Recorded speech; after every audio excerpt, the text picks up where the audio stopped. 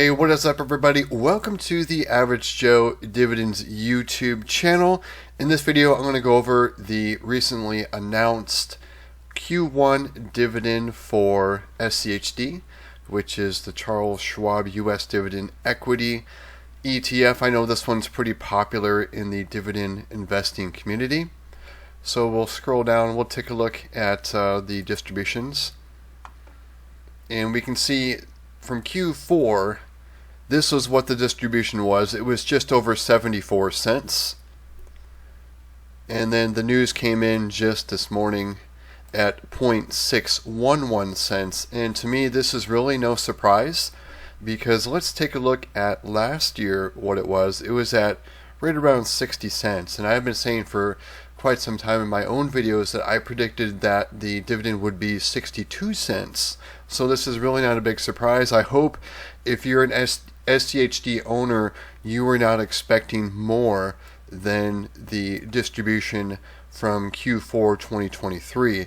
I think, at least I hope, in Q4 2024 it will be larger than this. But SCHD is a little bit of a mystery in the Q1, Q2, Q3. Sometimes it can be higher or lower, but the trend is, if you take a look, it's usually it pays the lowest in Q1, and then Q2 is more. But you can see here in Q3 2022 it went back down, then went back up again, then went back down. But you can see though, usually Q1 is the lowest, and I was predicting 62% based on about a 4% increase, because that is what the increase was for all the quarters from 2022 to 2023. And I'll show you a little chart that I did on my tracking sheet here. We can see Q1 through 4, 2022 to 2023. We can see the comparisons right there. I added 2024 Q1 right here, the 0.611, and the overall increase from 2022 to 2023 was just under that 4%. And I know a lot of people are doing videos predicting what your gains would be with SCHD based on like double-digit increases in the dividend. I knew that was unsustainable, because you really have to take a look at which companies are comprised in SCHD's portfolio and see how much they are increasing their dividends by. And it just didn't add up to have that, double-digit increases when the portfolio itself, they were not increasing things double-digit. Pepsi, though, I think they just announced like a 10% increase, but like Cisco historically has been like about 2%. Let me take a look and see. The last one on my sheet here is Cisco. 3% is their last. So some of those will be higher, like the Pepsi, but then Cisco and things like that will bring it back down. I think Pfizer had a pretty low increase as well. AbbVie is right about 5%. I think Home Depot, they were right about that 5% as well. So if you take a look at the top holdings and see how those do, Home Depot is 8%, looks like, in February. So some are higher, some are lower, but they, at least last year, it averaged out to just under 4%. And also they do reconstitution of SCHD as well. Some items left their portfolio, and I don't know why they got rid of Broadcom was one of them, and Merck. And Broadcom is one of them, those stocks, it doesn't pay a high dividend at 1.66%. Maybe that's why they got rid of them, but you can see how they've done for me. They've over doubled my investment amount for Broadcom. And also look at the last increase in December is 14%. Maybe since the stock went up so much that the yield percentage had gone too low. That's my guess on that one.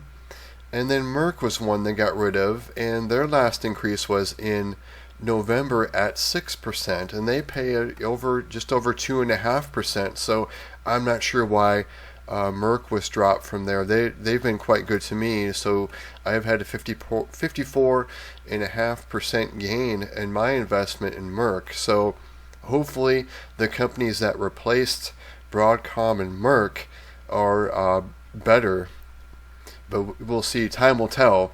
But that's why I have this portfolio as well, is for even more diversification, because some of the companies are left out of SCHD, like REITs or things like BST.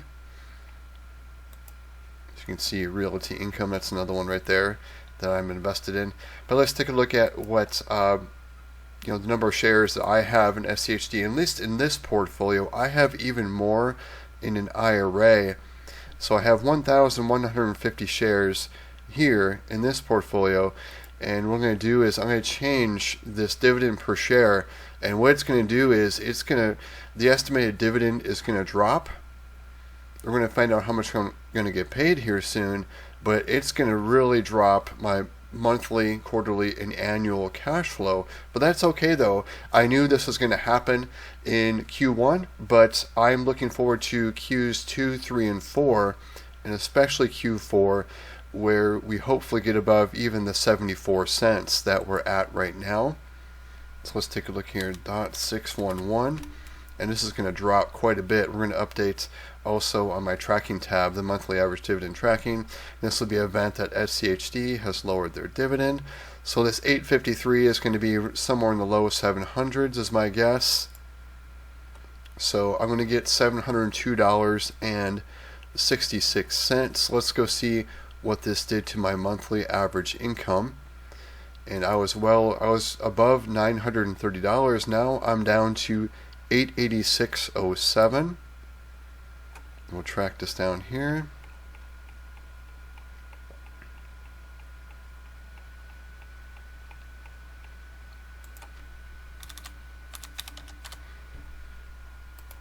So anytime I have an event like a dividend drip or there's a dividend increase, you can see here JP Morgan did the opposite of what SCHD did in Q1, and they increased their dividend by almost 10%. So that adds 16 cents of income every month to my portfolio. But this one event for SCHD to decrease their dividend, it lowered my monthly income by over $50.22. Some of it will be recovered though when I get the actual dividend, the 702. Once I receive this, I'm going to drip it back into SCHD, and it's going to buy me, we'll see how many shares it'll buy.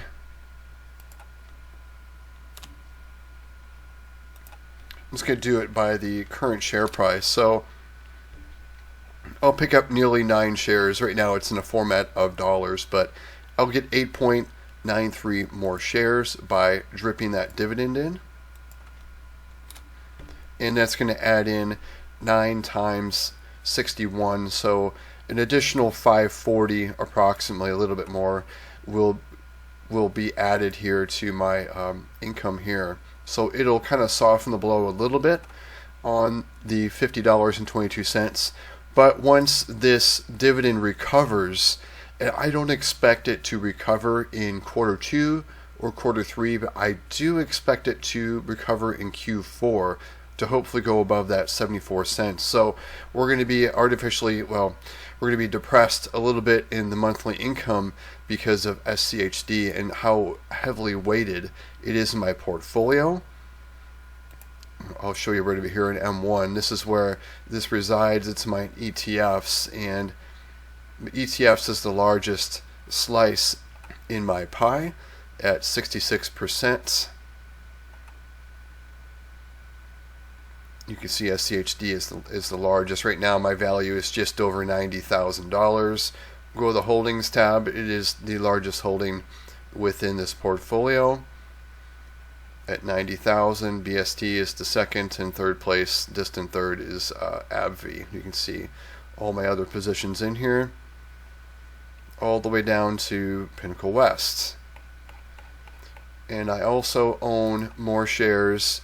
I can't show it at M1 because it'll give it away, personal information, my full name, account number, things like that. But on my total net worth tab, I track the number of shares that I have over there.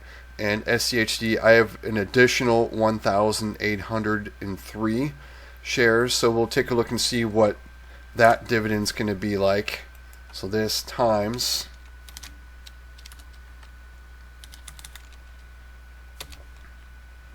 so it'll be over $1,102 is what I'll get, and that's my IRA.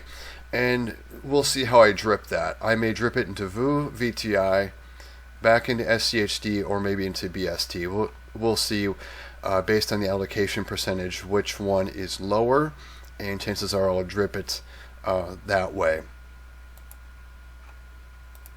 So let me know in the comments below if you own SCHD, and let me know if you were expecting a higher dividend than Q4 2023.